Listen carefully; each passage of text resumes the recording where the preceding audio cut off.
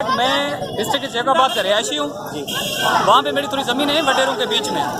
तो वडेर अब्दुल जब्बार कटोहर और शामराज कटोहर के बेटों ने मुझ पर स्याकारी का इल्ज़ाम लगाया और उस इल्ज़ाम के ज़ेर तहत उस पर मुझे जो है हमला किया मुझ पर, जहाँ पे मैंने पुलिस के पास दिलमराद स्टेशन में गया, उन्होंने मेरी कोई केस कंप्लेंट दर्ज नहीं की। उसके बाद मेरा भाई गुल मोहम्मद एसएसपी जैकाबाद रियाज इस्माइल के पास चला गया कि हमें तोहफ़ दो।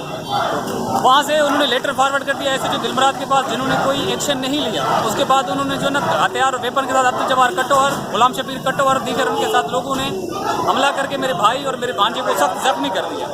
अब पुलिस उनके खिलाफ कोई कार्रवाई नहीं कर रही।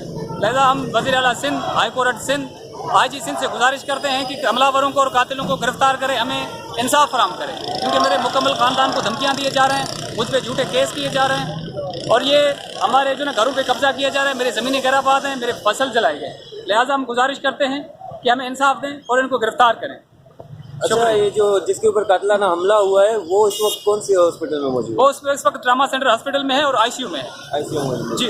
और जो जिन्होंने कातिलाना हमला किए उन लोगों की तरफ से क्या जवाब मौसूल हुआ? वो मजीद हमें धमकियाँ दे रहे हैं, कहते हैं केस से हाथ उठाएं, हम सब आप सबको मार देंगे। अच्छा, और मजीद मेरे कजन और मेरे अंकल पे हमला हो रहे हैं, उन्होंने वो शहर छोड़ के भाग के अपनी जान छुपा के कहीं बैठे हुए। और वहाँ के पुलिस इंतजामिया वगैरह के हवाले से आपको क्या तहफ़्फ़ुज़ फराहम? पुलिस सारा कुछ उससे मिली हुई है, वो कोई उसके खिलाफ एक्शन नहीं उठा रहे हैं। अच्छा जी।